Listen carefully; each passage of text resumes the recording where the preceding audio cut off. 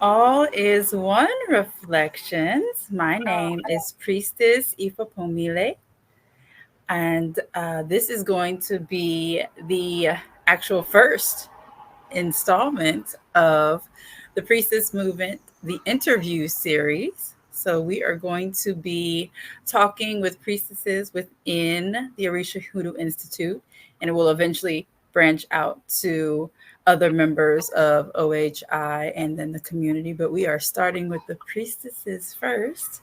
And my very first guest is my Ella Egbe, Priestess Ifajoke Ogunlaru. Priestess, please introduce yourself.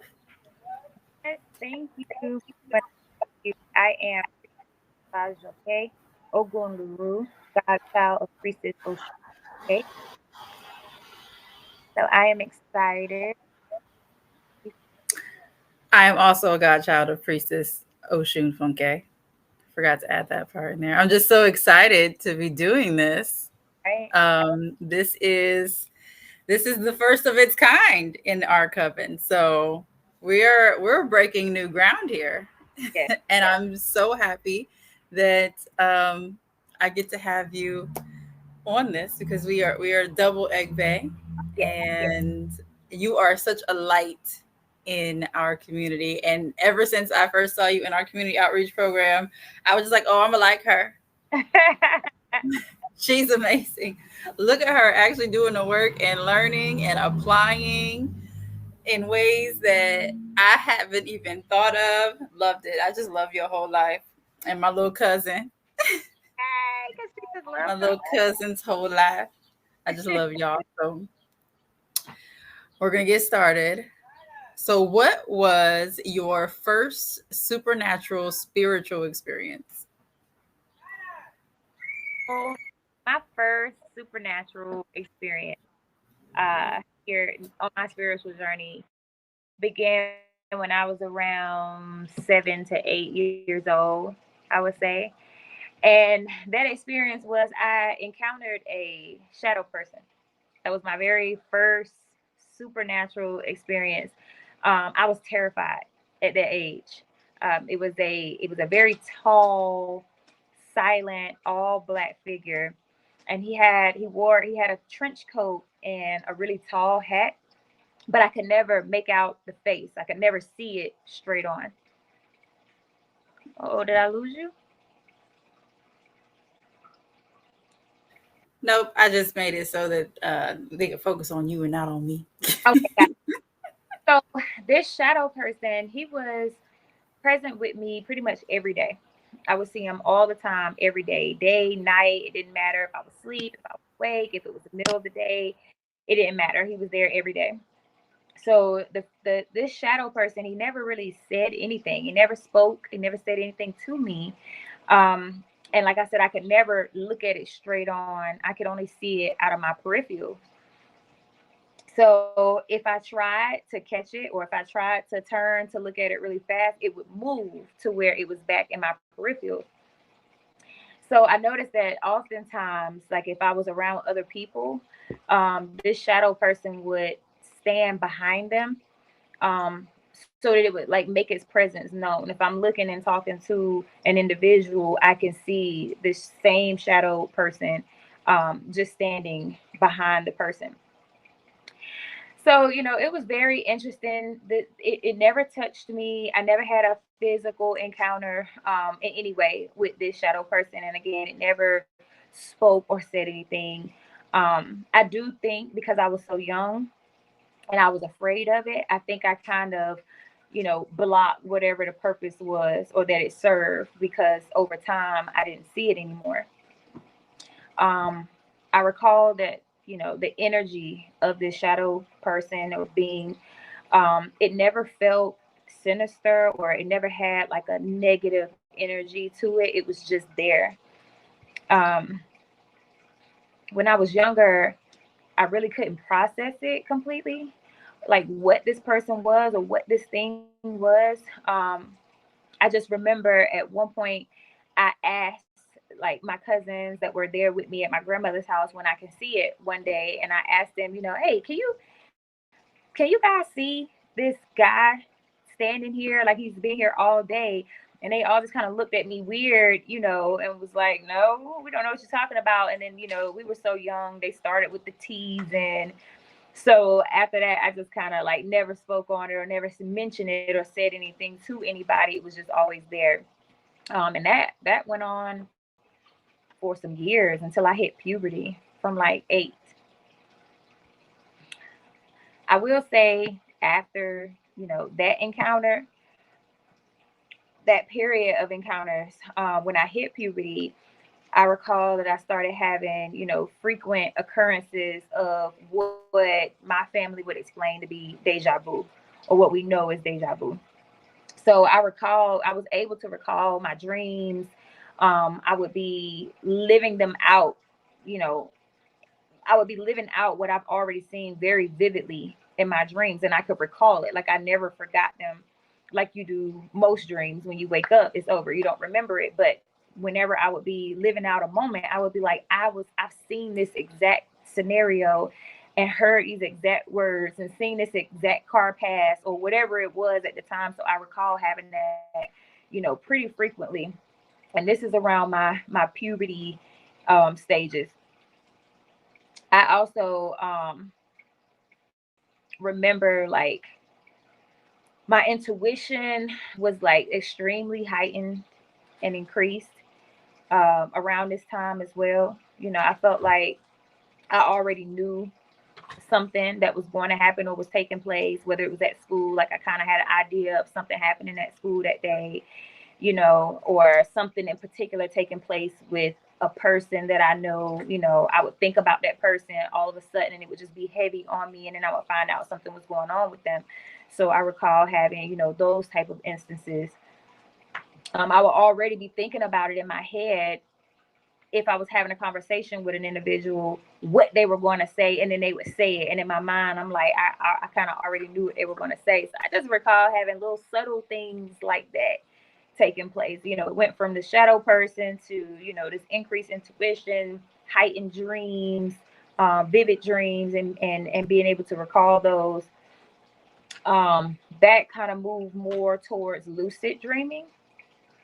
So it got to the point where I would have those experiences. And, because I was still pretty young, early teens, I would go to my mom and they would just kind of write it off, like, oh, it's just a nightmare. But I've had bad dreams before. So because of the physical sensation that I was having with these dreams in particularly, I knew that they were different. I just didn't know what to call it, which now I know as lucid dreaming. Um, and then I would say lastly, um, when it came to like supernatural experiences that I recall specifically was in my household, we had this big, long vintage gas heater, and it sat in the living room. And every day when I would come home from school during a certain period of time, it maybe was like a month in particular that this thing happened, but I would come home every week and it would be this really large black bird in the house. And it would either be standing on that heater or it would be standing on the stove. And the first few times, I called my mom in a panic, like, it's a bird in the house, and she's freaking out. And she would just be like, go on up the street and get Terry and have him come chase it out of there. So he would do that. And after a few times, like, it didn't phase me anymore. Like, I wasn't afraid of it, but I started to recognize that something is something about it. Like, it never intuitively, I just felt like it was something about it. And then I would hear the adults at that time discussing it, and they would always talk about how it meant, death was coming. And that put fear in me as a child. So collectively, throughout all those experiences, I think I kind of just blocked out everything at that point. Like, I don't want to deal with any of this. And I just kind of up my own blockages. So I thought you were going to say that that bird wasn't real at first. Girl, it was real. It was I thought you was going to say that somebody would come and the bird wouldn't be there. You could only be you were the only person that could see a bird. Because that would have freaked me the hell out. okay. Oh, that bad boy was real. And we never ever figured out how that bird kept getting in the house. Could have been different birds, but I'm gonna assume it was the same one because it was there frequently, like multiple days. It was there, and we had to get it taken out of the house and would come back. That's that's crazy. Now, this is off the beaten path, but it was very interesting. With Do you think that was the beginning of what happens to you now? For those of you who are watching this and don't know, Priestess, animals of all types are very attracted to Priestess, okay? And they just be showing up on a doorstep. Last week it was chickens, okay? Mhm. It's been bovine, random bovine walking through the neighborhood, sitting in the Yep. yard, Yep. frogs, spiders, bees, all types of stuff. So do you think that was maybe like the first instance of that you remember? I do. I think that it's definitely related. Now that I'm on my journey and I have a little bit more knowledge and a little bit more information, I feel like that gift, whatever it is trying to return and it's trying to become louder to me. Um, but I think because I was so young, I subconsciously created blockages for that energy. So now that I'm working on me and I'm on my journey, I feel those blockages are opening up and it's just attracting these things, these animals and insects and all reptiles and all type of things to be drawn to me. And I'm still processing it. I'm still trying to. I bet. So when did you notice that you had a spiritual gift? Was it the shadow people? Was it the animals? When did it click like I have a spiritual gift and what the hell is this? So I would say I started to really understand all of this and all of my experiences collectively from my childhood when I hit like 30.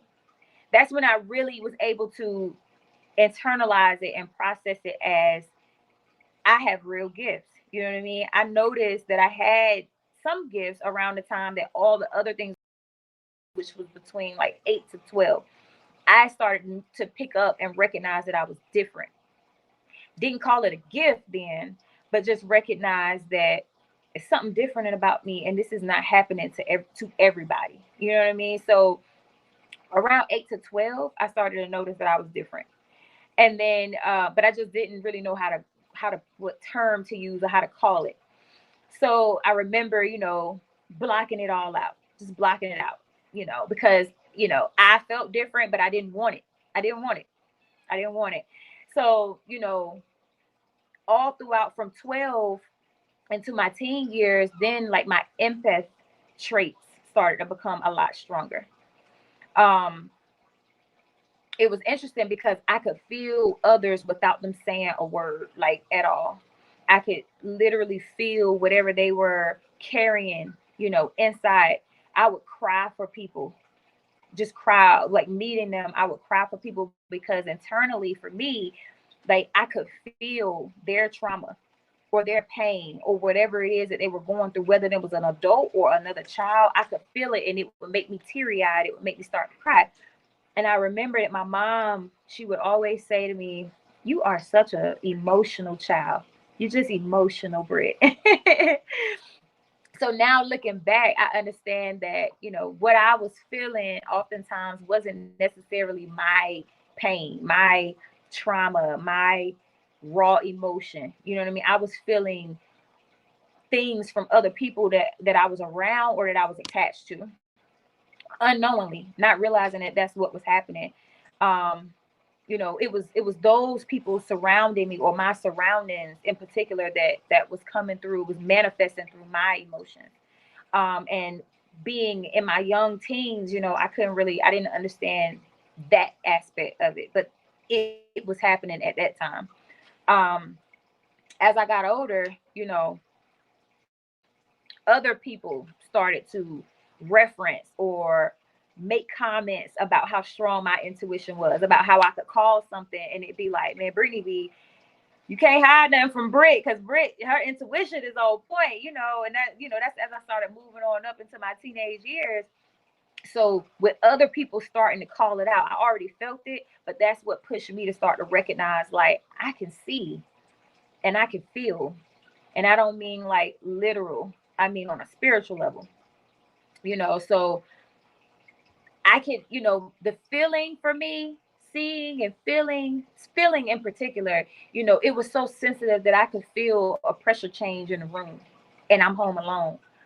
But I could feel a shift in pressure in the room that would let me know that it's a presence there.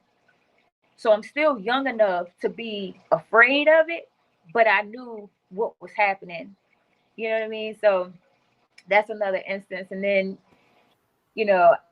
there was a time, I'll say about my early 20s, that's when I think I started to experience like premonition style intuition.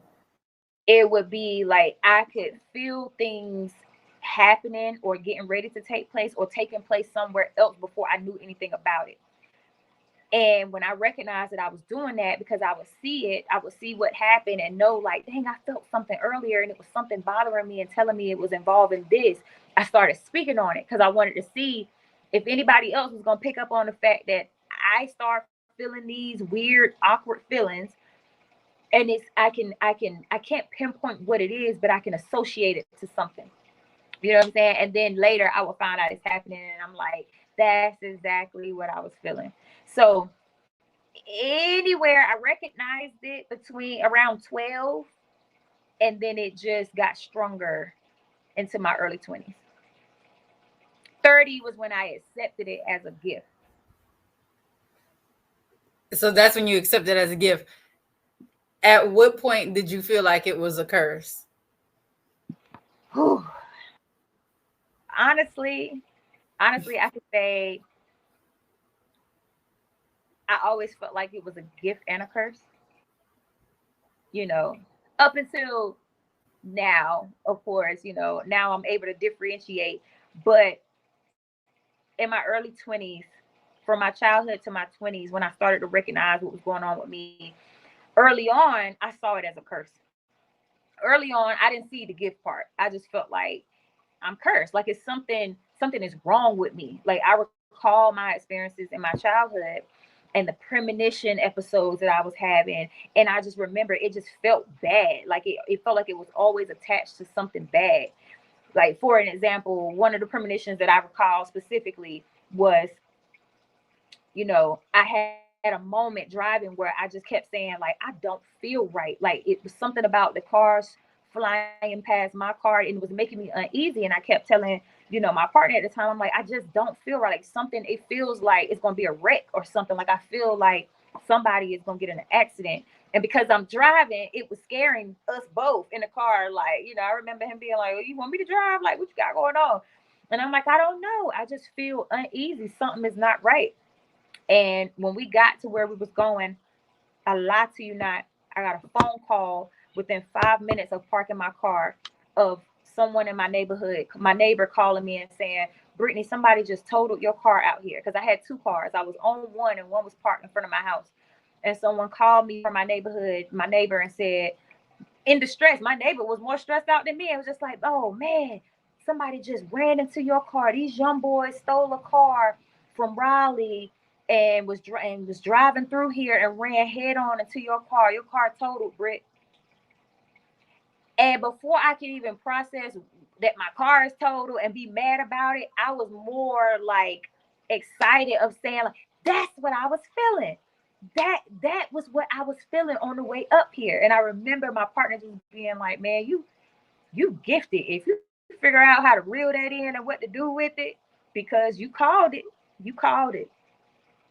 So, it was examples like that, to where there were times where I felt like, dang, this is dope. Like excited that I could do this, that I can feel the way that I can, that I can see the things that I can see. But over time it got heavy. You know what I'm saying? It got heavy and it started to feel more so like a curse, because it was just a lot. It was a lot to cope with. It caused like anxiety for me. You know what I'm saying? It created emotional disturbances. It created emotional instability at times.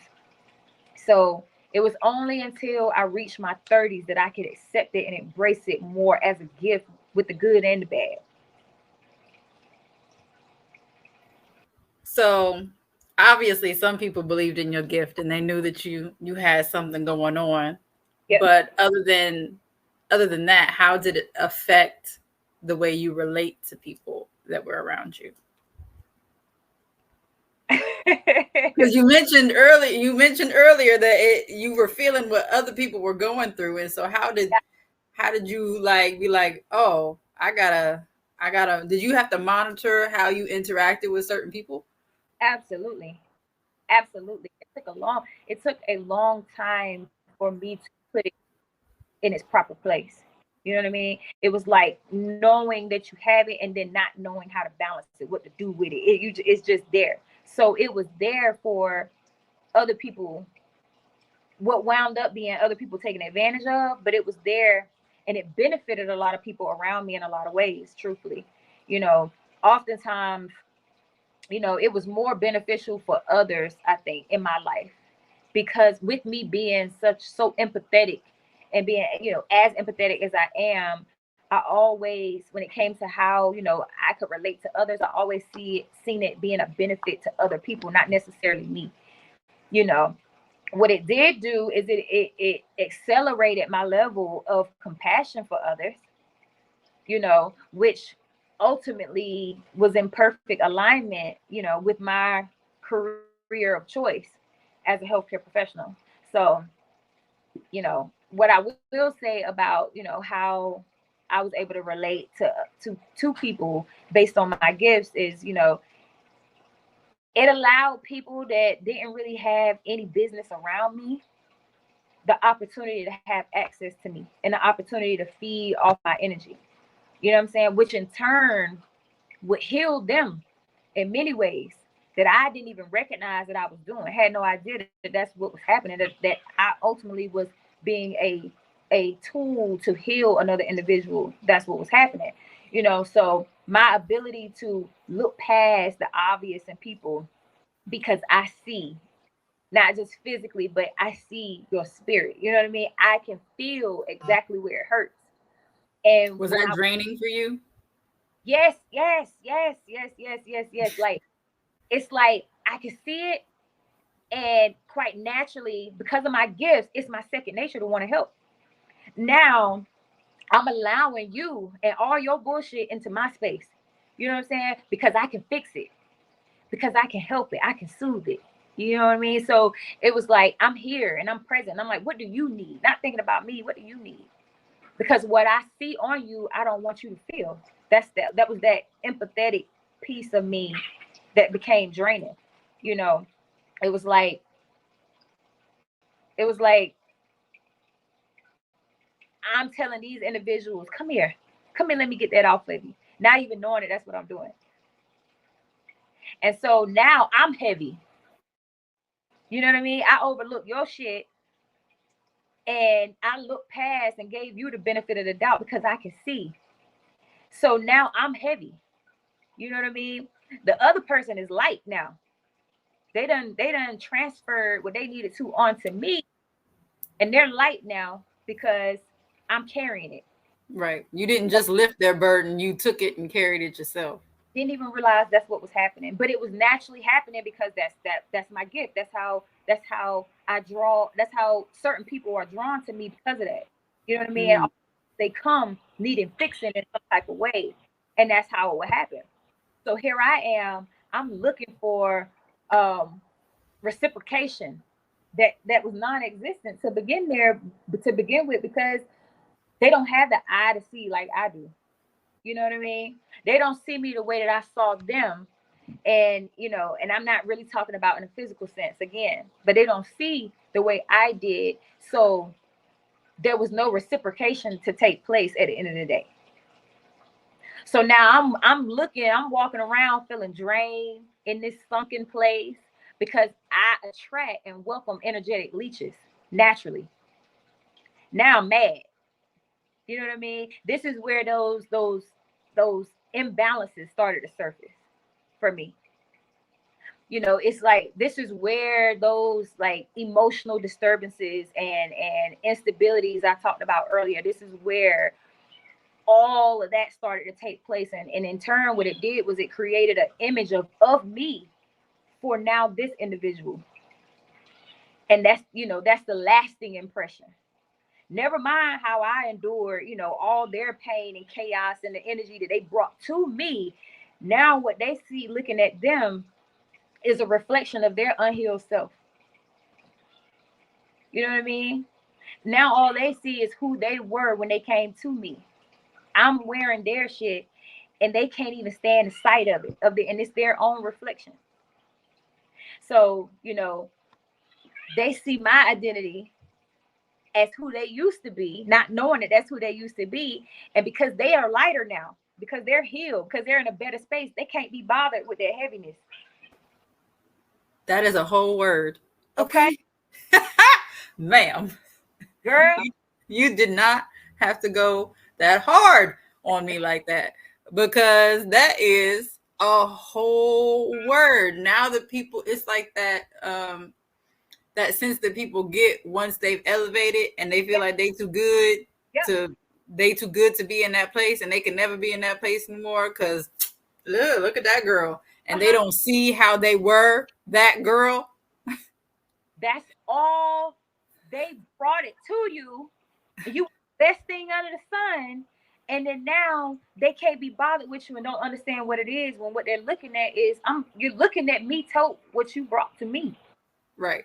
They're And looking that's at their reflection and they realize how horrible it was. But instead of being truly healed and growing and seeing that and then working to help you get through that, right.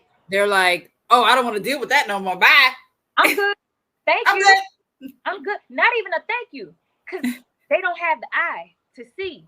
Yep. They have that feeling that I have, so they don't even know what just took place, what just transpired between our interaction, between our encounter. They don't even see it. So you don't even get a thank you.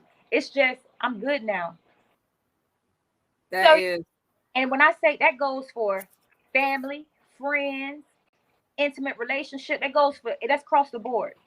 I was gonna say that's definitely big with these ashy individuals, where they don't see how your reactions and how your interactions with them stem from how the energy that they have put on you at Yep. all.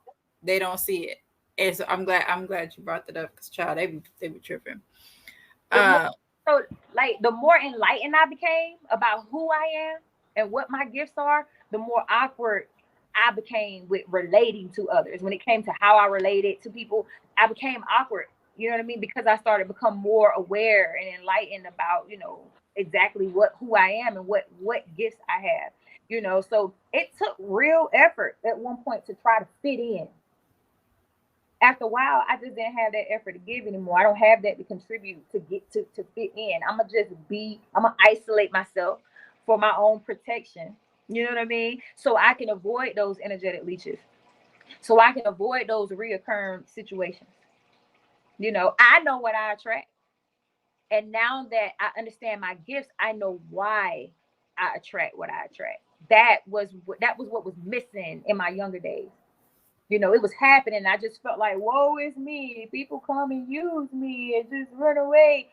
Once I became enlightened, and since I've been on my journey, I'm learning, no, you attract what you attract because of your gifts. So now you know why you are attracting what you are attracting. And I'm still learning, because I'm gonna forever be a student of myself. You know what I mean? I understand that this enlightenment is it's a never ending journey for me. So with the only thing constant being change, and everything around us is constantly evolving. I started to shift, and now that I'm continuing to elevate, the way my impact is with people and how I relate to people has shifted also. So it's like I can appreciate what I couldn't appreciate before when it came to relating to people and how I affected people and how people affected me, because I understand now why it's happening.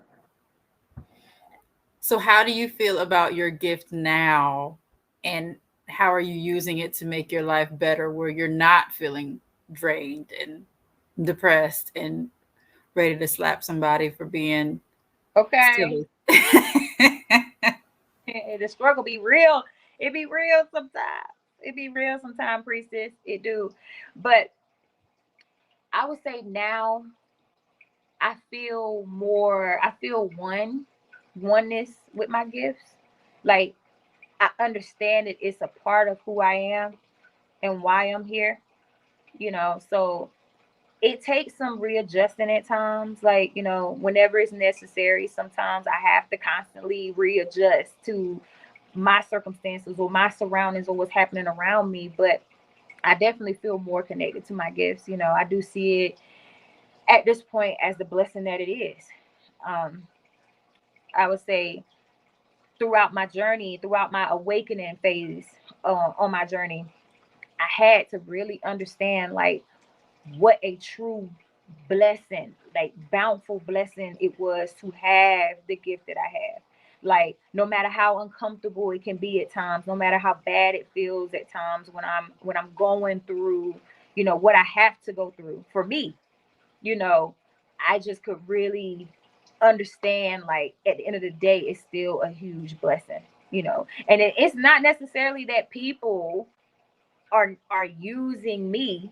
It's Olodumare allowing me to tap in and utilize my gifts. He's using me. I have work to do. These people aren't necessarily using me. They are unconsciously, but he's allowing me to be used so that I can tap into my gifts and do what it is that do the work that I'm being called to do.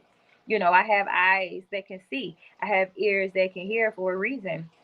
And I had to understand that my strength isn't going to come from the respros- reciprocity. I'm sorry. I always mess that word up. Reciprocity of otherworldly people.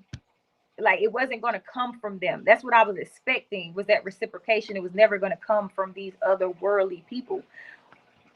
I'm doing what I'm supposed to do because this is what I'm gifted to do. I had to learn and understand that I'm exchanging energy with the Most High through these exchanges that I'm having with these people. They just so happen to be a recipient of the benefits of the exchange between me and Olodumare. And the product that comes about us exchanging energy, these people came into my life to reap that benefit, but I'm doing what I'm supposed to do. And it's for their greatest good and mine. It took me a while to figure that out. Ma'am, you can't be touching my heart like this. You said I'm not exchanging energy with them. I'm exchanging energy with the Most High, and they are just benefiting. Yeah. Baby, that was a whole word. Okay. I had to learn that I exchange energy with other reflections, no matter how much of a burden or energetic leech they are still just as much of a blessing to me. You know what I mean? It benefits me too, even when it hurts, because ultimately it's contributing to my growth as well. And I have to show gratitude for that. Ori is teaching me that this is and has always been a level of my contribution to healing as a collective. You know what I mean? Just being who I am, just being an empath, just being compassionate, just being able to see, you know what I mean? And allow people to come in my space, even when I know they have nothing to reciprocate to me. No matter how intimate or personal each interaction was, it looked like to me that I was priestessing or working spiritually as a practitioner before I even knew that I was priestessing. It doesn't always have to be a candle or a lamp or some herbs. It may simply just be your presence in a situation is what I had to figure out. My wisdom regarding certain circumstances, or just simply being present to listen and observe and to understand the situation. You know, I may have been priestessing on a lower vibrational level than I am now, because now I'm sitting at the feet of elders and getting proper guidance. But yeah, long story short, I'm still relatable. I'm just wiser, and I'm making better informed decisions about how I exchange my energy with others. And when I say informed, I'm referencing the utilization of my elders council. I'm referencing the utilization of divination. and all that I've come to understand on this journey so far. I welcome my gifts. I embrace them. I work to enhance them and receive everything that they have to bring to me. I know I just talked your head off. I'm sorry. No, this is better than what I could have ever hoped. This is these there's so many gems in here that you have just dropped. I'm flabbergasted. I've looked up to you for a long time, and here I am doing my big one. So, it came from me watching you. It came from me watching, from me listening to Ia. It came from me just really retaining what I'm learning on this journey. It's beautiful. It's beautiful. I'm speechless. This has just been like, and I feel like I know you pretty well, uh, but over, like, as I'm listening to you, I'm learning new things about you, mhm. and I'm in awe of your greatness right now. So I'm just gonna say that. Jesus. So how do you tell other people about your practice that are like outside of our closed community? Mm. So, telling other people about my practice, I choose to model my practice. If someone is curious and they're asking questions, I'll inform them to the best of my ability. But ultimately, I believe modeling is an excellence that is my loudest voice. Like, I can't say any louder. I can't tell them anything any louder, any more direct, other than to model it, let you see it. I feel like I can talk all day long, but people don't believe it anyway until they see something to show for it. So then that sparks curiosity. Now they coming to me. I don't have to go to them to pull them in. Now they coming to me wanting to know why you glowing, girl. You glowing. What you doing? What's your skin regimen? How you achieving all this? You a single mom. How you doing all of this? How you working and making what you making and doing what you doing? How can I bring about change in my life? Show me what you doing, Britt, because it's working for you. So that's how I tell people about my practice. Watch me. Watch me. I love the watch me work Watch me. vibe. Watch me. Watch me work. What's one thing that you do every day to that helps build your spiritual connection? Pray without ceasing. Say it one more time for the people in the back. Pray without ceasing. So what you mean to say is that just because we don't practice Christianity, we still got to pray? Pray without ceasing. Okay. Okay. Go ahead. Pray, Continue. pray. If I could narrow it down, I do multiple things in my practice, but if I could narrow it down to the one thing that is very consistent every day, all day, multiple times a day, it's a regimen. It's prescribed. You know, that's praying, because you can accomplish a lot with just prayer. When I go and I sit down and I pray, I don't have to be all fancy and dressed up. You know, in my prayers, I make those requests. I request for guidance. I request for wisdom. I request for clarity so I can understand. I pray for those connections. When you talk about building spiritual connections, I pray for that. I pray for those connections to strengthen every day and to elevate me and to get stronger and to never turn against me. Mm. Again, a whole word. A word. Now, you've told us a lot of things Uh-huh. about your spiritual experiences. What was your wildest spiritual experience? Like the one where you're just like, good googly muggly, what the fuck is going on? Let me think about that, because things get a little they get a little whew, a couple of those. But if I had to narrow it down to like the wildest, in my opinion, I would say it was my first spiritual awakening. You know, It's almost difficult to describe, really, because when it happens, it's nothing you can do about it. It's nothing you can do about it but answer that call on your life and surrender and submit. That's it. Everything around you shifts and become unfamiliar. And I'm speaking about this because this was my wildest experience. Everything around you shifts and just becomes so unfamiliar.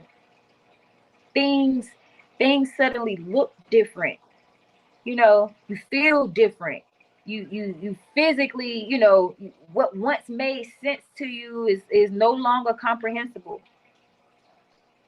You feel like you're losing everything and everybody, including yourself, when essentially it's the opposite. You're finding yourself, you're gaining yourself, all the while you're shedding things that no longer serve you, that can't go where you headed. You know what I mean? And you know, it gets to be hard because there's a part of you that want to get stuck in your head and just feel like, but everything was so great for me, everything was going so good for me. I don't want to lose this, I don't want to lose this person, I don't want to lose these things, I don't want this thing to end. I know what it is, it's familiar to me, I'm comfortable.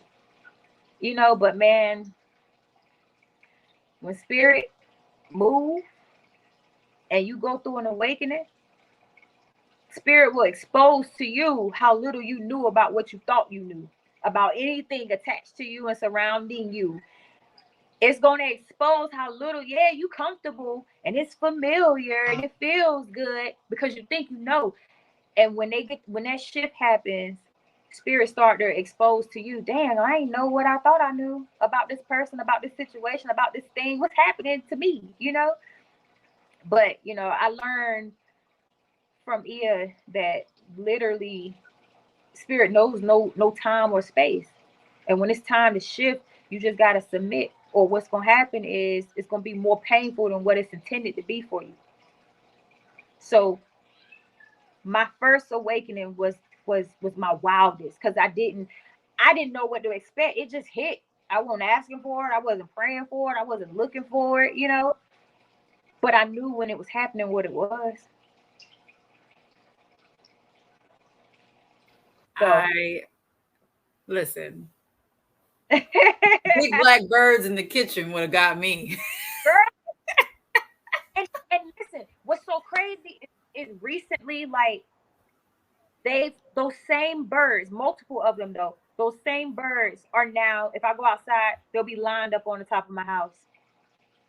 And then when I come out towards the car a little further, they'll fly across the street and stand on the neighbor's house where I can see them, and they'll just crow, crow, crow, crow, crow. And the first thing I thought about, rather than feeling that fear I once felt, where, oh, they said that means death is near. Now I'm like, I just greet it. I just greet them back, and I just say, thank you. Thank you for whatever it is that you are doing for me, the known and the unknown, the seen and the unseen.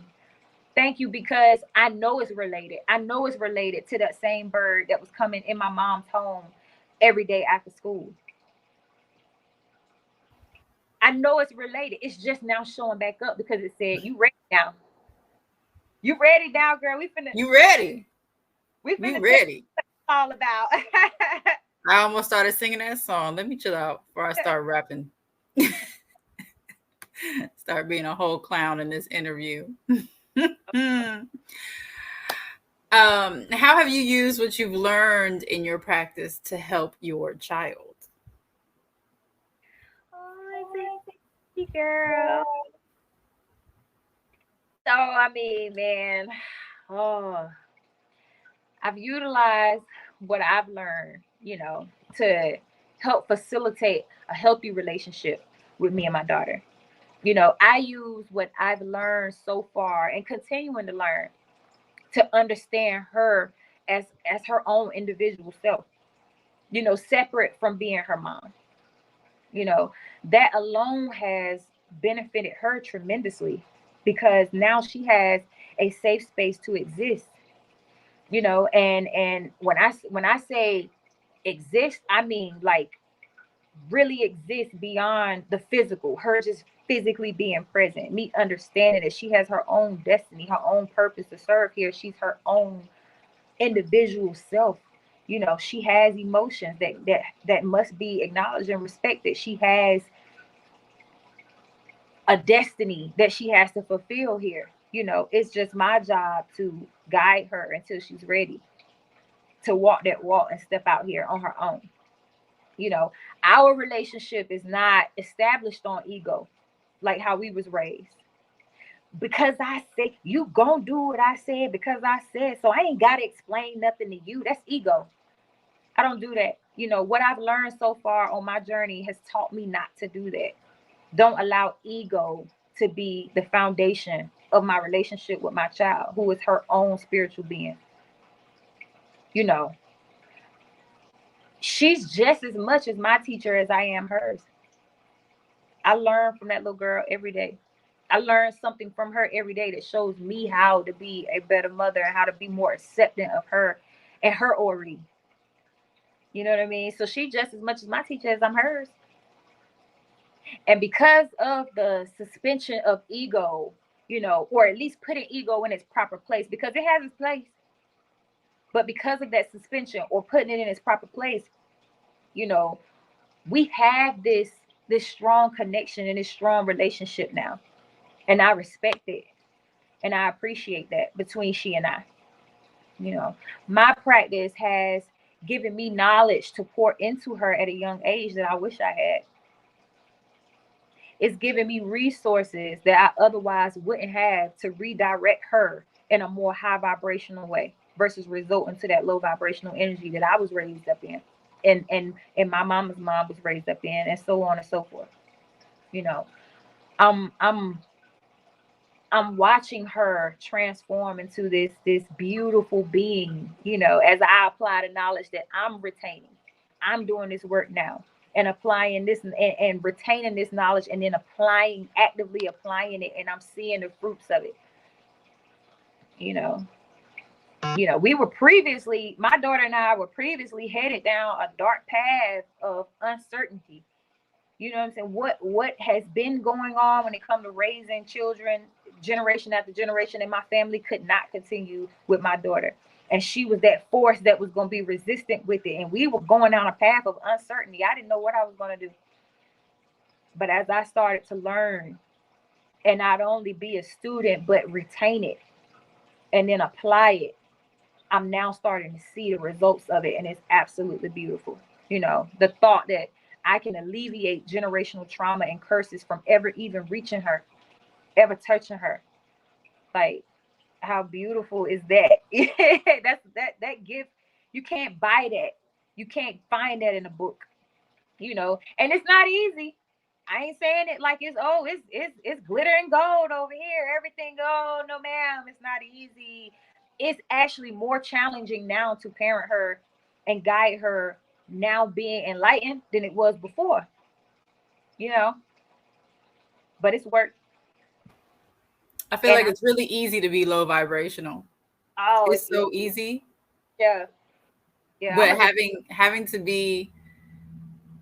having to monitor your response to children when you were raised in an environment where that response was not monitored. I feel like that's a superpower that we don't really acknowledge sometimes. And I love that you said that she is her own person with her own destiny, that she is going to have to do she's going to have to answer for that, and you can't get in the way of that. And I love that you are not getting in the way of that or suppressing your child. There's a difference between guiding children and suppressing children. exactly.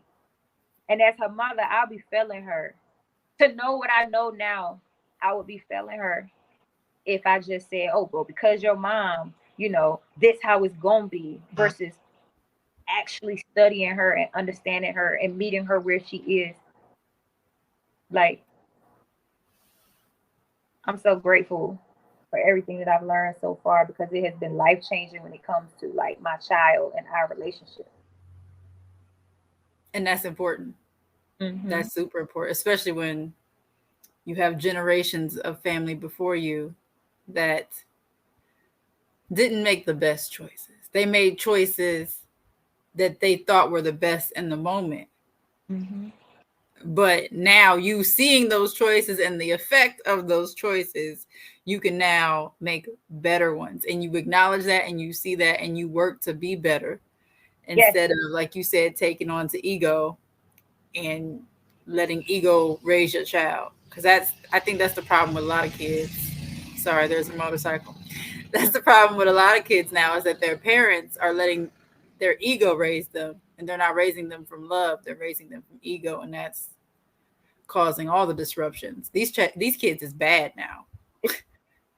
Yeah, and they're coming out more enlightened. Like that same ego driven approach that is not working anyway.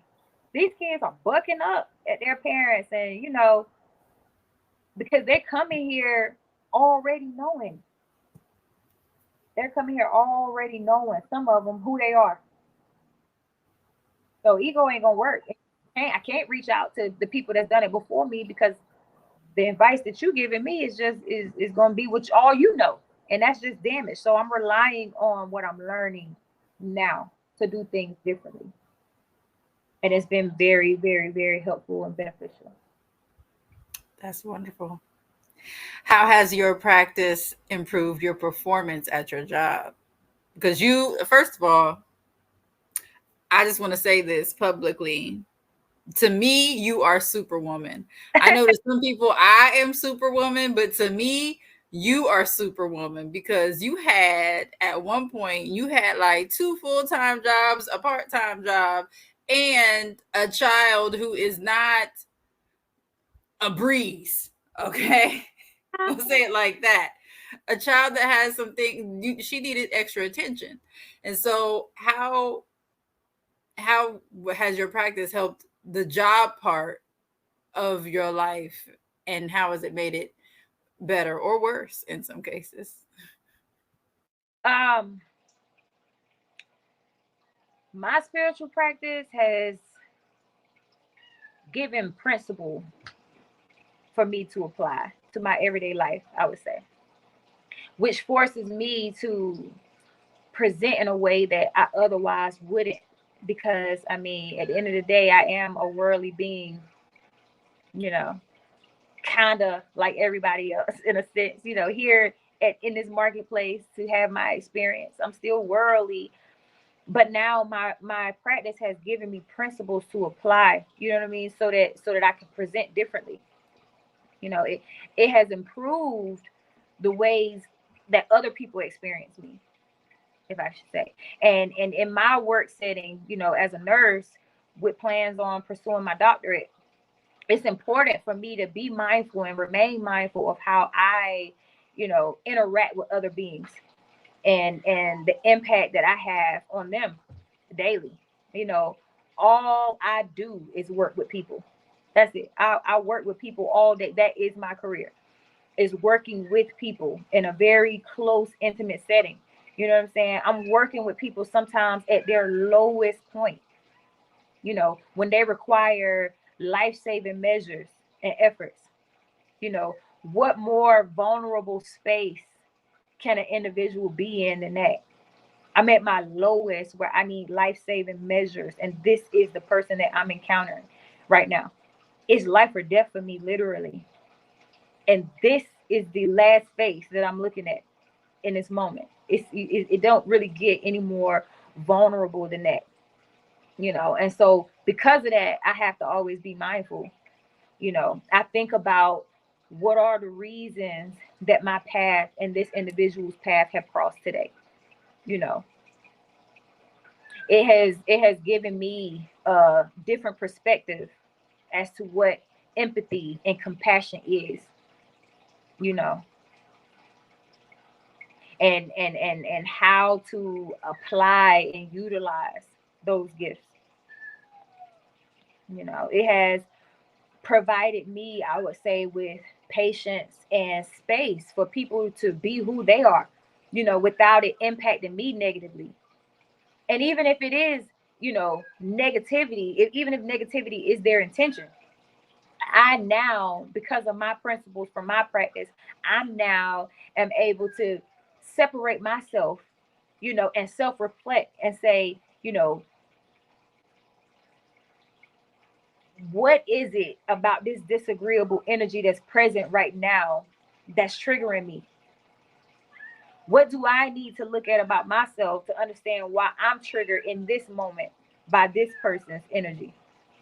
So, it helps me to kind of self reflect and allow my self reflection to assist me with how I present and how I move and how I react to people. Because again, I'm still worldly. There's a chance that I could react low vibrational. It's always that chance, and it's always somebody that's setting out sometimes to do just that. Their whole purpose is to be disruptive. Even at their lowest point, you just nasty. You just a nasty person. But because of the things that I'm learning along the way in my journey, I'm learning how to combat that in a very positive way. Like I don't have to react to you. You know what I mean? I don't. I'm gonna continue to be who it is that my Ori intends for me to be. You know, and you ain't gonna have no other choice but to respond, change yourself, and respond accordingly. Can't fight fire with fire. So I said all of that to say that, I look at, because of the principles that I'm applying, on the job, I always look at it and say, what is my contribution to what's going on right now, whether it's good or bad? How am I contributing to it? You know, I understand that we all see this world differently, and that one's perception is their reality, moment by moment. What you perceive is your reality. And I got to give you space to have your perception and live your reality. You know what I mean? Um, I would say that, on the job, at work, I try to continue, like, I continuously try to make a conscious effort, to make every encounter that I have with someone a meaningful one. Like, I strive for that.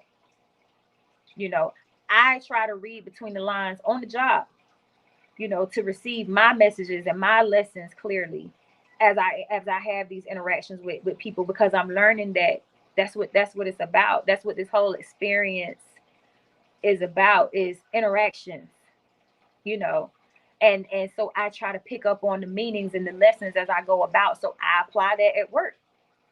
I do my very best to incorporate my principles into my practice so I can produce pleasant and productive experiences for everybody involved.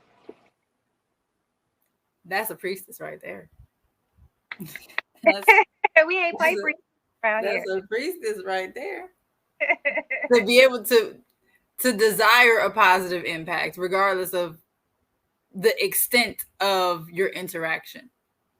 To always want to have people reflect positively on you. Not because not and not for ego purposes, but Right. just so that you're putting good energy out so that you can receive it. That's a priestess right there. Because I've had more than most people probably know, like just being a black nurse right now, it's a lot of stigma still around it that feels like, because I'm a black girl in this field, that I didn't put in the work to earn these letters behind my name just as this white nurse did. You know what I Right. mean? So we always got to be twice as good. We got to be twice as good, twice, and work twice as hard just to even get any type of respect for what it is that we do. And that's in the field, and it is very much real. And so that's a test. That's a test when you're there. There's also patients. A lot of patients that I serve are in their 90s, 100+ years old. They've lived through a lot of the oppression. You know what I'm saying? So a lot of them still have that mentality. So even though they're sick and they need a nurse, and they might need chest compressions and life-saving measures, and what I do in that moment where they are concerned could make all the difference. And whether or not they live or die, you will have some that will still call you a nigga, that will still say, "Get me a white nurse. I don't want that black nurse in my room." What is she, a CNA? I don't trust her. I don't want her in my room. Get me a white nurse. So these That's principles crazy. talking about, it really makes a difference when you're in that moment and you just want to do God knows what is your first thought in the moments when you have somebody, you tired, you've been working 14-hour shifts on your feet, you a single mom, got a lot to do when you get home, and you trying to do the best you can to care for this person, and they call you a nigga, tell you they don't want you as their nurse. In that moment, your mind will want you to be worldly, without these principles. But because I know what I know now, because I'm learning what I'm learning on my journey, I don't give them that. I still be kind anyway. I still be impeccable with my word anyway. I said I was going to care for you to the best of my ability, and that's what I'm going to do. Make a difference. You a strong woman. And I know that there's like connotations with being a strong woman, especially when we black, because we is ever seen as either weak or strong, and sometimes we don't want to be strong because why the fuck we gotta have all the damn crosses to bear for everybody. But I'm just tell you as somebody who cares about you that you are amazing and you are strong for dealing with. First of all, it's already hard being a nurse, being a black nurse, and being a tiny black nurse, because y'all, Priestess is pocket size, okay? I could fit her in my pocket and carry her around, okay?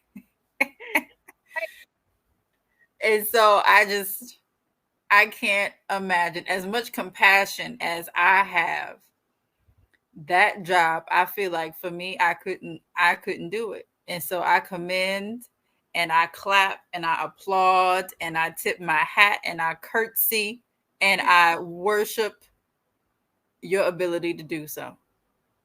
Ashe. Ashe. So, what questions do you have for me? So, priestess, my question to you is, let's see, how has transitioning into spirituality from a religious background impacted you?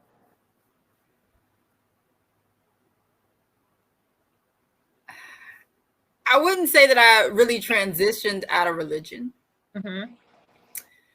because there are very religious aspects to our practice. We still, you know, have timelines, we have protocols, we have um, stipulations, if you will, sometimes on what we can do when. We still have to ask for authorization. Like there are still consequences, right? A lot of Right. times people think that spirituality is like a free for all, and it's really not. Mm-hmm. Like not at all. um, Now, if you don't follow a certain pantheon, sure. If you're not using the energy of other entities, then yeah, sure, you don't really need some of those protocols. But if you're using ancestors, if Mm-hmm. you're using Orisha or gods, goddesses, whatever pantheon that you follow, Loa, whatever, there are there are still appropriate ways to do that. And Mm-hmm. there are any inappropriate ways to do that. And you still have to come with a spirit of respect and humbleness and understanding that they ain't got to do shit for you, Hey. especially if you haven't earned it. And I think um, with religion, particularly Christianity, sometimes people lose sight of the fact that you have to earn it. Mm-hmm. You can't just say, "Oh Lord, please forgive me," and then go about doing the same fuck shit. Okay. Talk about You know what I'm saying?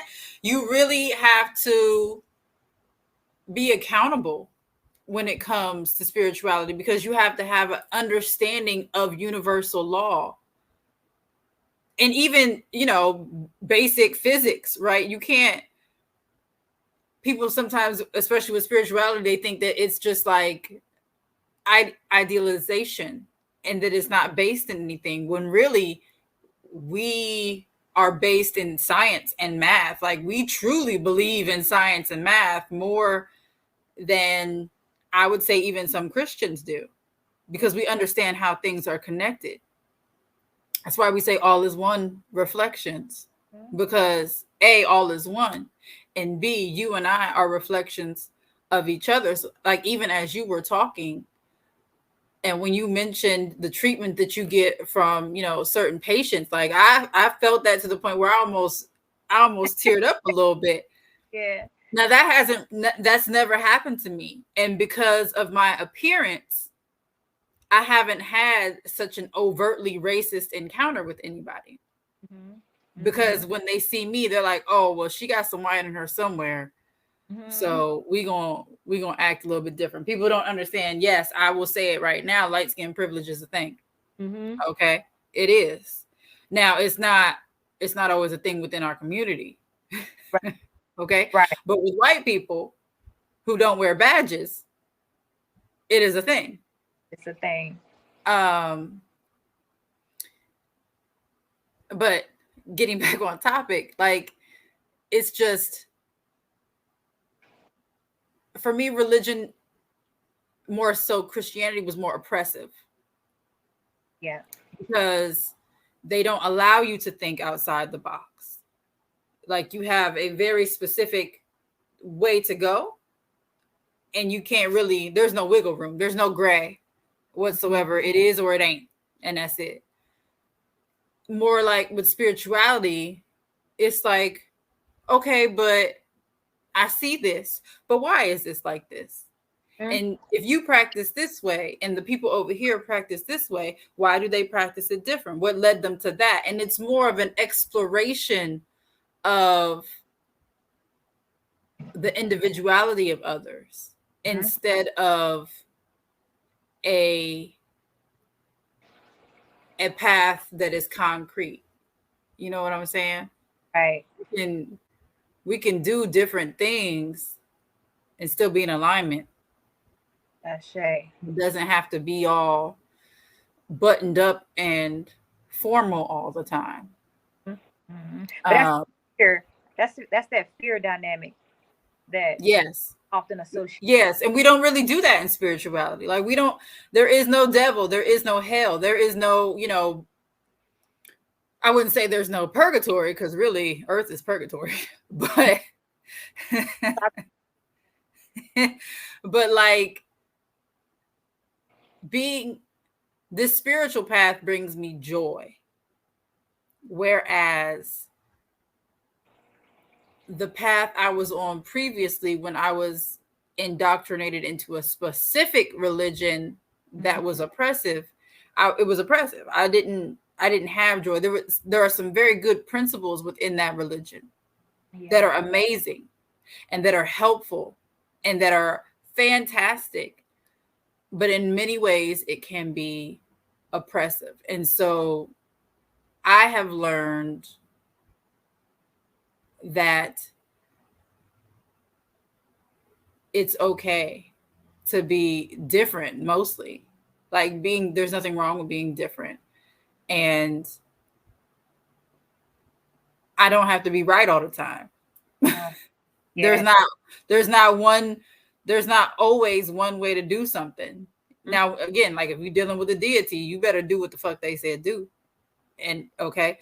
But just in day-to-day stuff, there is not this path that is just concrete. There's going to be splinter paths. There's going to be reasons to take a different route. And it's okay to take a different route. And just because somebody took a different route doesn't mean that they're a bad person. It Mhm. doesn't mean that they are going to hell. You know what I'm saying? I can Right. respect I can respect your individual identity and also not become you. You know what I'm saying? You can have your own perspective and own life and own choices, and I don't have to let those be my choices. I can see them and respect yours, but still go a different way, because that path ain't for me. That's your path, and I respect that that's your path, but my path is over here. So we're gonna part ways on this part, and I can see you while I walk my path. You close, but you ain't on the same path. I can Okay. wave to you. I can check in on you. I can say, "How you doing over there?" You know what I'm saying? But we ain't on the exact same path. You may Right. stop and eat some fruit and take a nap, and I might keep going, and I might stop and take a nap because I'm good for a nap. Okay, Be that sleep. I'm good for a nap. I Gotta get might, y'all know how I like to eat in the middle of a damn class. Okay, I might stop and eat me something. Okay, while you keep going, and that's okay. mm-hmm. And you may get to the end of the road before I do, and that's also okay. And so really accepting people's individuality, even especially my children, and we kind of talked about this, and you said exactly what I would say and what I've been saying.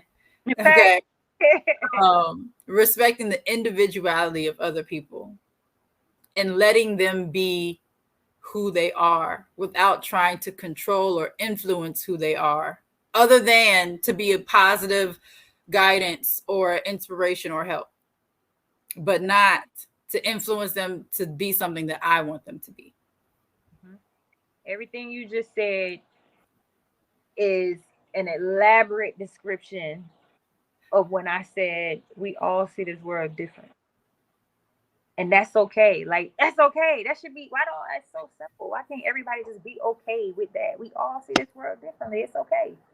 It's It's okay. okay. It's okay. All right. So what would you say it has been the most impactful aspect of your journey? Or Seeing positive? how far I've come internally, Mm-hmm.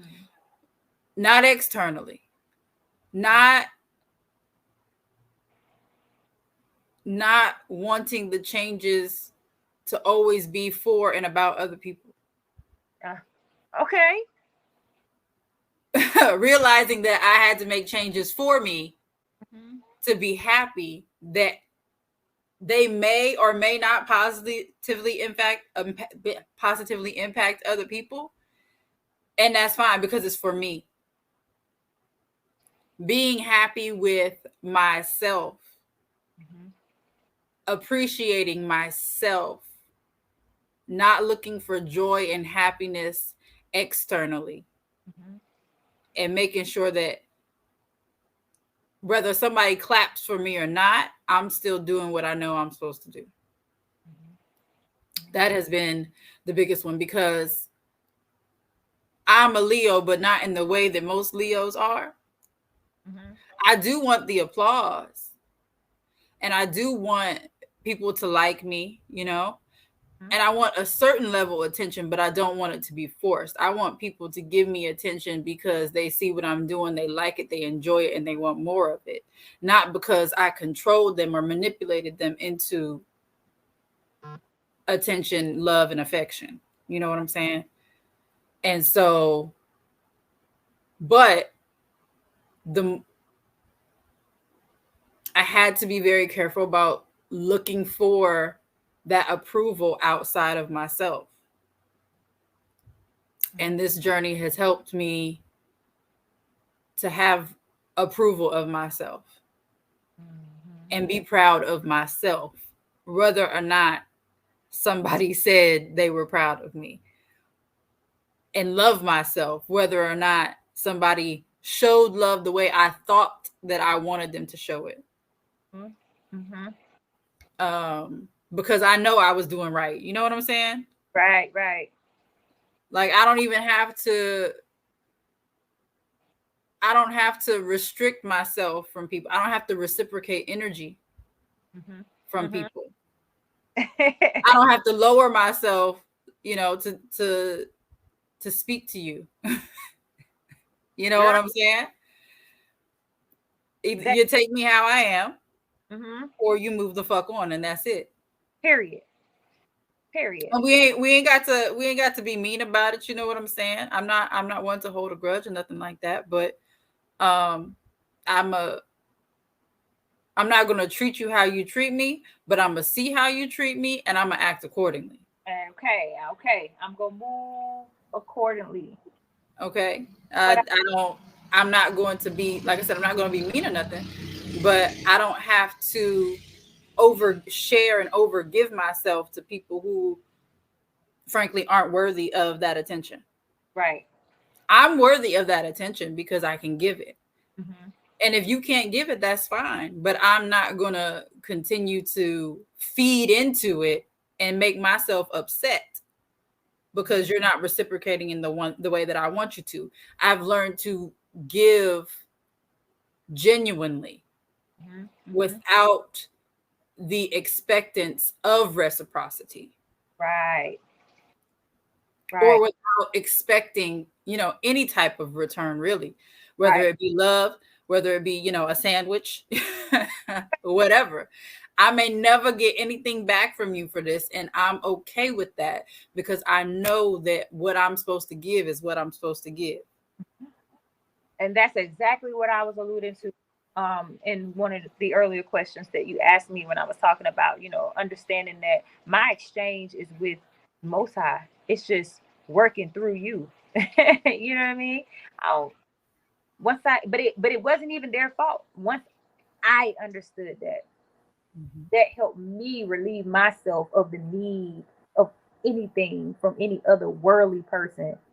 You know what I'm saying? Like, and everything that you said just now, it was a true gem because we're living in a time right now where everyone is seeking so much validation. It's sickening. Like, people now can't almost act like they can't survive without the validation of social media and the public's opinion and this person and that, and it's like, man, until you learn to be okay with yourself, you need some shadow work and some self-love work. Absolutely. And I run that shadow work program in the Orisha Hoodoo Institute, and that's definitely helped as Mm-hmm. well because I had some shit I had to deal with that I hadn't even thought about that I had to deal with. But shadow work is shadow work, and shadow work is never ending. You always gonna need that. Mm-hmm. And what you just said about the need for social media, now that I have, this YouTube channel and I'm having to post things for public consumption, right? I Mm-hmm. have that goes back to that exchange of energy and that letting letting people just, be them without me having to impact that at all. I don't have to exchange energy with people who disagree. You know what I'm saying? Mm-hmm. Being a moderator in the Facebook groups has helped me with that tremendously because, as you know, Jesus, Devontae Christ, Okay, okay? they be Sometimes those people are just so low vibrational. It's crazy. Now, I may giggle every now and then because, some of the other admins, they really be going in and I'd be laughing. I'll hit a laugh emoji real quick. You know what I'm saying? And originally, I used to kind of like go back and forth because I'm like, what is wrong with y'all? Y'all right. are new here. Y'all are new here. These are admins. What is, like, they actually teach classes and do this, and you really just like attacking an admin who all they have to do is think something, and you gonna be in a world of trouble. Child, calm the fuck down. Forgive them But for not know. Forgive them for that. I had, you gotta let people make their own mistakes. Exactly. You really do. And if somebody wants to be foolish, you gotta let them. And all I do is bring up my Beyonce fan and go, Uh, shame. Shame and a scandal how these folks is playing on Beyonce's internet. okay. Ha! They be heated. I be chilling. Right. I can't with you today. You on point. You on the road today, priestess. Okay. All right, man. So, okay. What do you feel has been most challenging regarding your journey with spirituality? Accepting that it's okay for me to be different. Huh? I accepted other people's differences, Mm-hmm. but I wasn't always accepting of me being different because I felt like I had to be this cookie cutter perfect Mm-hmm. um type of thing, to where I had to fit a certain mold in order to be loved, appreciated, and respected, Mm-hmm. and understanding that I was never going to be that person ever. And again, when I said that earlier about, walking a different path where we can have the same goal and have different ways to get there, and it's okay. It's all right. It's really, it's okay. It's okay that the path is different. It's okay if yours takes a little bit longer. Mm-hmm. Um, Especially being of the diaspora, we're learning about these things in our, late 20s, early 30s. My case, I'm in my late 30s. I'm much closer to 40 Okay. than what than It's what I would care to be my right back. now. And Um, my back is saying, but I'm listen, it's all it's okay. Like, I don't have to look, and that I don't have to be Ia. Mhm. Mhm. You know what I'm saying? Like, I don't have to be Hugan. Mhm. I don't have to be Mambo Soleil. Mhm. I don't have to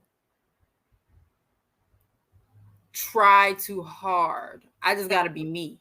That's it.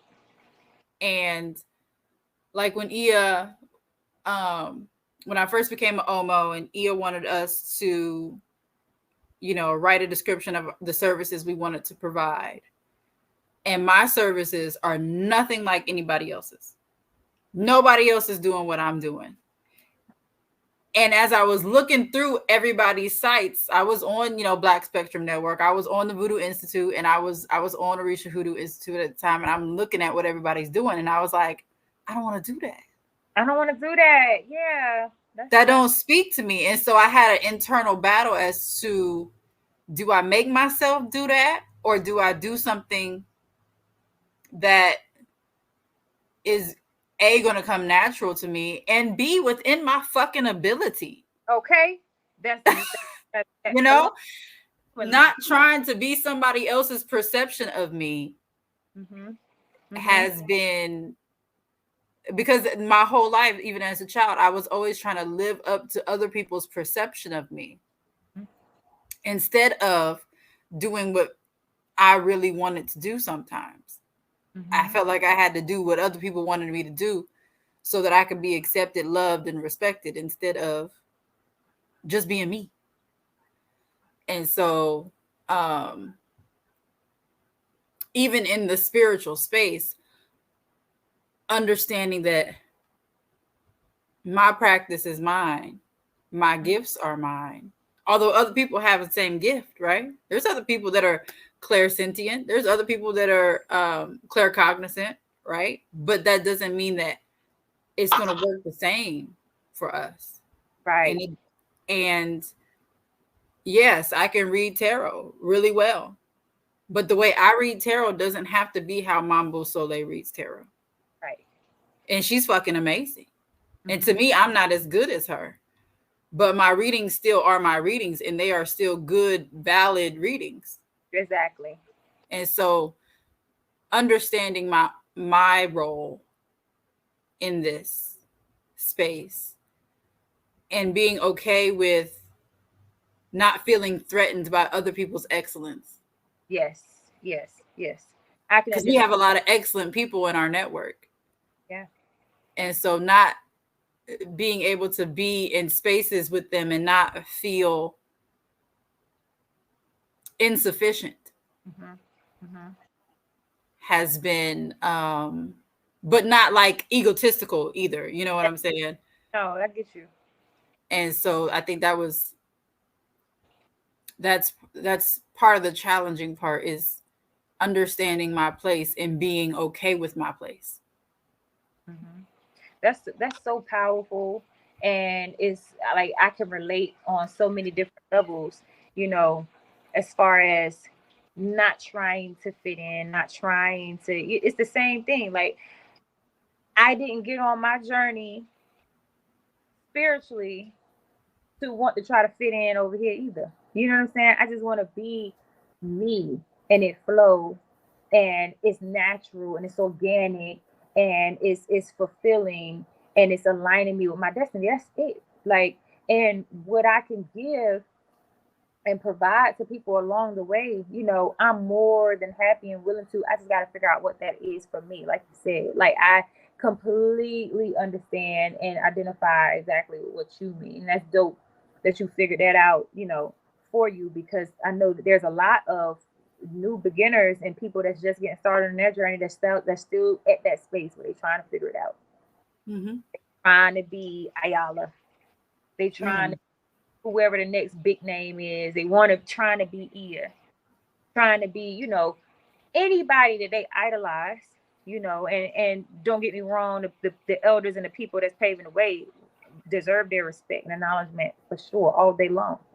You know what I'm saying? But it's I feel you when it comes down to figuring out what's your place.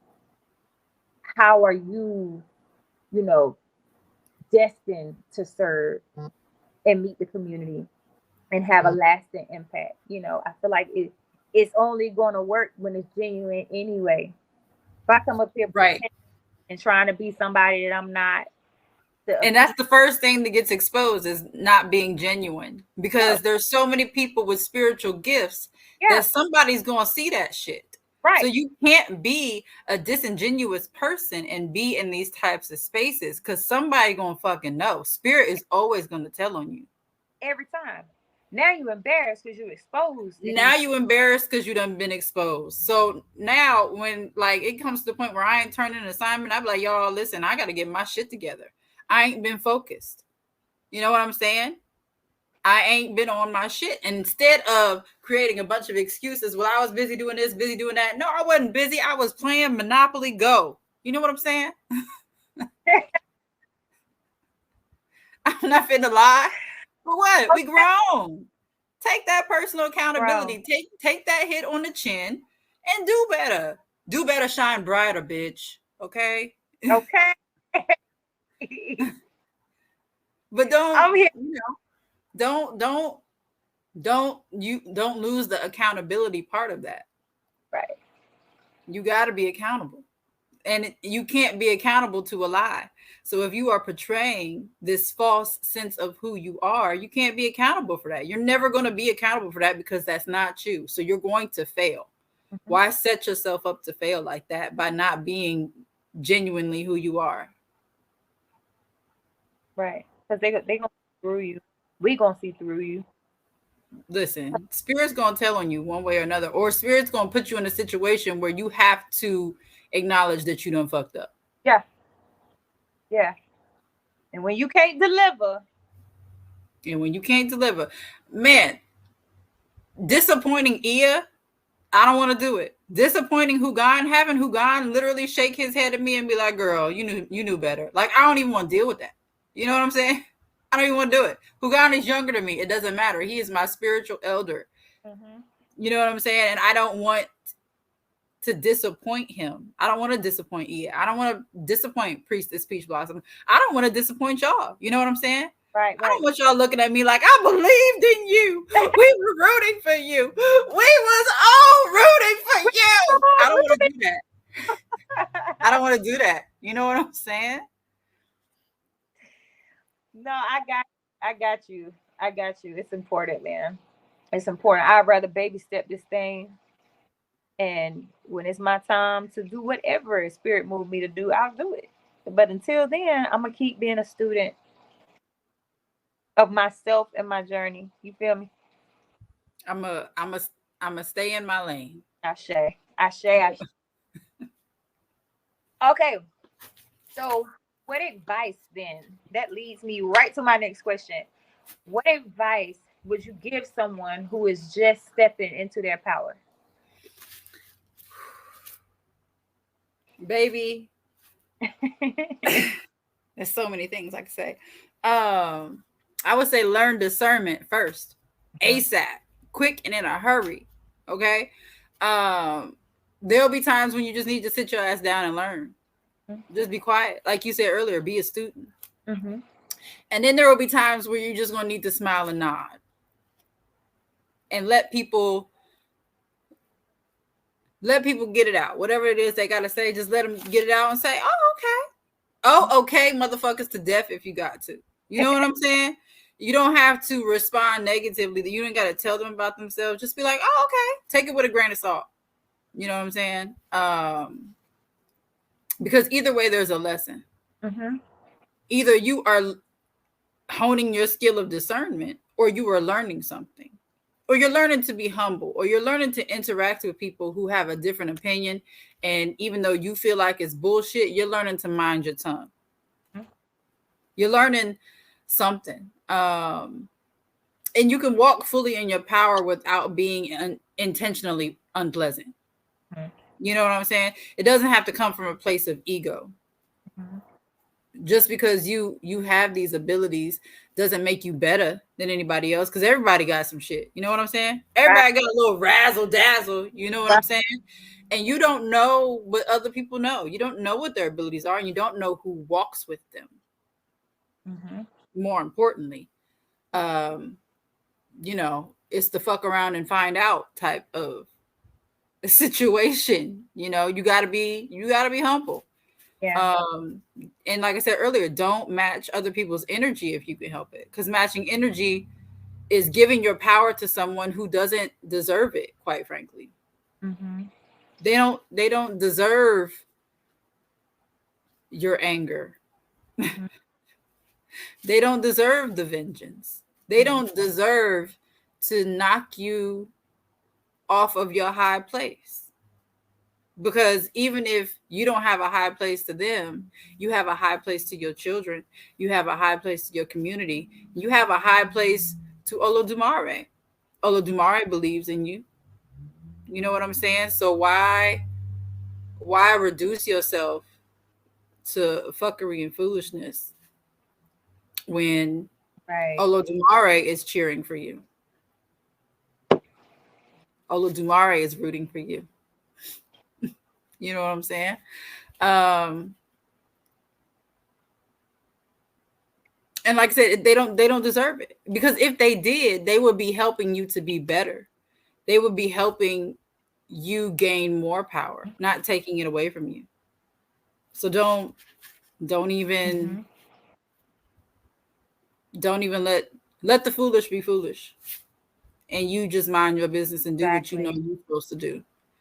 Stepping into your power means that you are stepping into it and you're walking into it. And if you're walking into your power and you are always walking in your power, then people ain't gonna be able to pull you off. Mhm.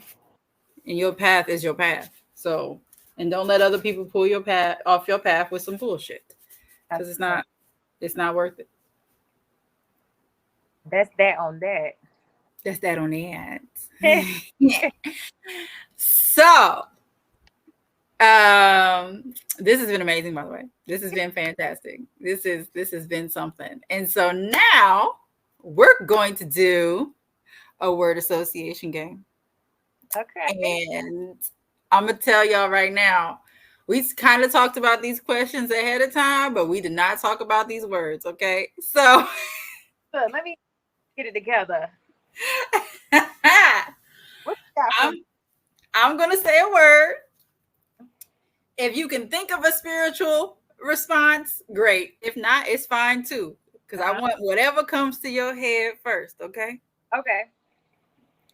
All right. You ready? I think so. Your first word is river. Hey, Okay, that's good. okay. That's good. It's yeah, yeah, yeah. Yes. We thank Your you. second word. You ready? Mm-hmm. Shea butter.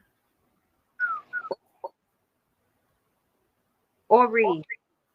Ifa. Oh, okay. Okay. Okay. Okay. You ready for the third one? Mm-hmm. Chamomile. Chamomile. Calming. Mm, I like that. Yeah. Anxiety relief. Mm, Mm-hmm. listen, because some people need to chill the fuck out. Chill out. Just calm the fuck Chill the fuck out. down. Purple. Oh yeah. Okay. I knew where this was going. All right. Wicca. White people. I'm sorry. I don't know if that's appropriate or not. I'm saying what literally is coming to mind. Listen, I mean, that's it is what it is. You know what I'm saying? It Yeah. is what it is. Um,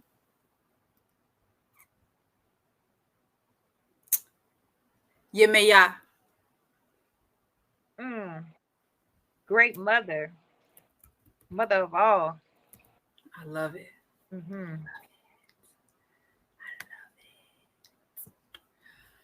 Oshumare.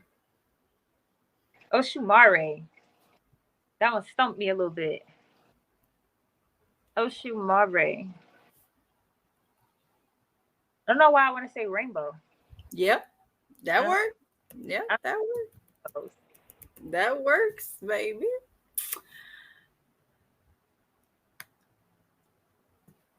Aliens. Why haven't you? Why am I not worthy of abduction? I'm worthy. I'm Please take me for a worthy. spin. Why have you not shown yourself You know what I'm saying? to me specifically? I keep it quiet. We ain't got to talk about it. It keeps you just I'll let me. That was probably the best answer I've ever gotten from that.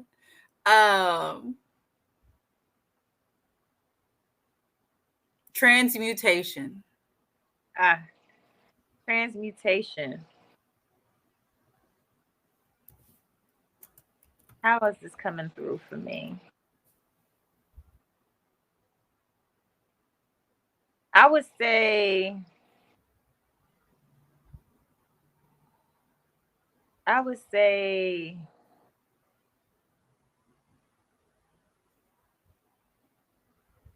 adjustment. Mm, Adjustment is what I'm is mm, mm-hmm. I like that. That's a good one. Mhm. That was thoughtful. Yeah, it's like I want to blurt out, and then there's other things and I'm kind of like, let me sit with that for a second. What is it? What does that mean to me when I hear it? What comes to mind when I hear it? And I'm getting adjustment. That was good. I like that. Thank you so much.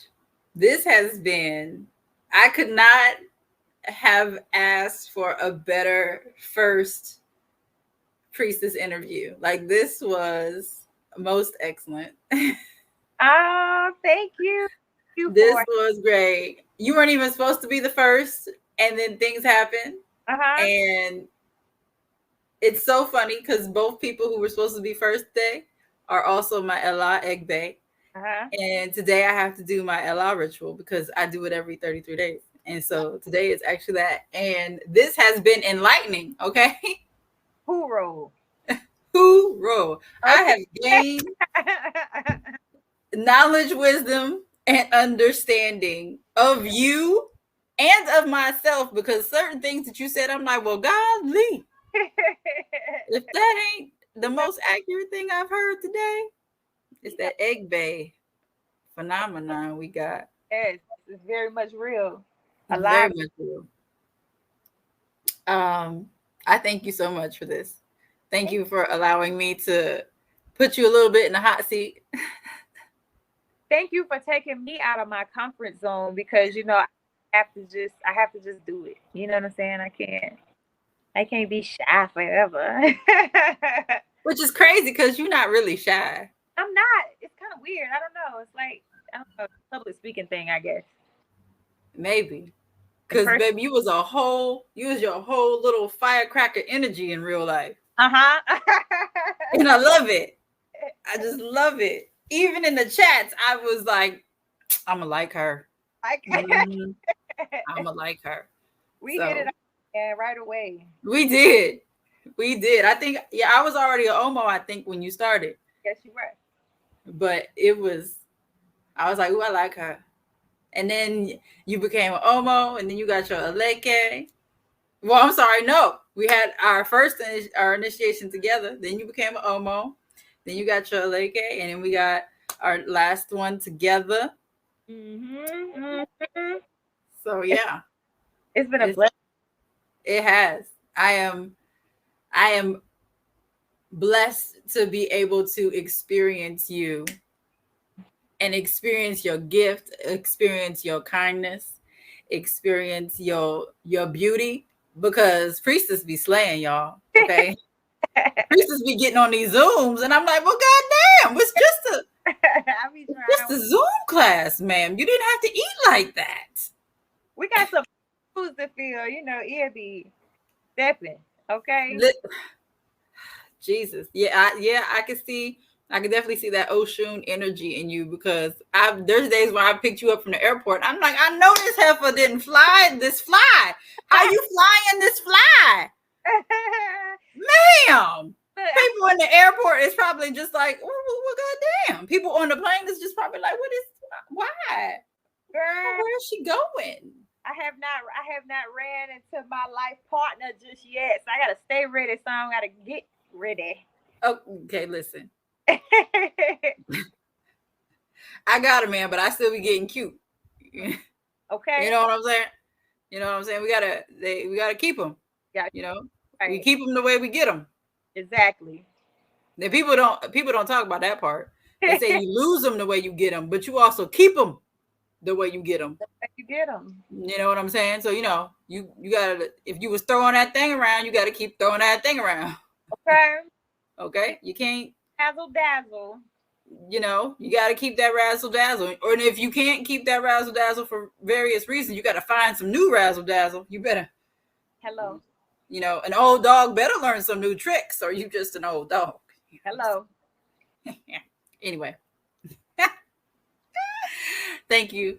Is there anything that you would like to say before we close out? Just thank you so much for this opportunity. Really, it's been great. It's been, reflecting. It's given me a way to reflect on myself, and my thoughts surrounding these topics. So thank you for giving me the platform and opportunity to, do this with you, to sit with you. Okay. I just feel so elevated because I get to sit with the big dog. But no, Yeah. for real, thank you so much. Well, and thank you for being a test subject. you know, you know, Because I, I feel like y'all are my test subjects for when I take this to people who aren't, as elevated. yeah, So yeah. I'm getting myself together before I have to deal with some maybe much more low vibrational answers. Hey, listen, man, you got me out my comfort zone today, and I can see the benefit to that. So That's wonderful. I'm happy to be whatever part of your elevation that Oludumare wants me to be. okay. So thank you again to all those watching. Click the link in the description. It will take you to all the places. It'll take you to our Facebook page. It will take you to our Discord where you can join the community outreach program. Both Priestess and I started in community outreach, and look at us interviewing each other on the YouTubes, okay? On the interwebs, on Beyonce and Al Gore's internet. Thank you all for watching. Let us know what you think in the comments. Go ahead and tell Priestess how beautiful she is because she over there glowing and I had to change my lighting because I felt like a washed out ghost sitting Uh-uh. next to all this glory, all this beauty, all this glowing over here. So, thank y'all so much for watching. And remember to keep your head so high you don't even see the haters. Peace. Peace.